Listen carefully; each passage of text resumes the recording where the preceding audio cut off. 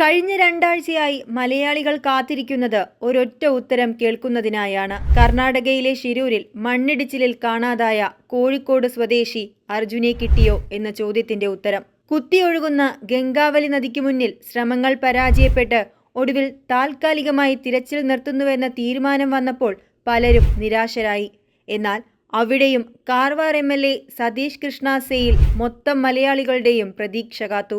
നേരത്തെ രക്ഷാദൗത്യം താൽക്കാലികമായി അവസാനിപ്പിച്ചേക്കുമെന്ന റിപ്പോർട്ടുകൾക്ക് പിന്നാലെ കേരളത്തിലെ ജനപ്രതിനിധികളടക്കം സംഭവത്തിൽ രൂക്ഷ വിമർശനവുമായി രംഗത്തെത്തിയിരുന്നു.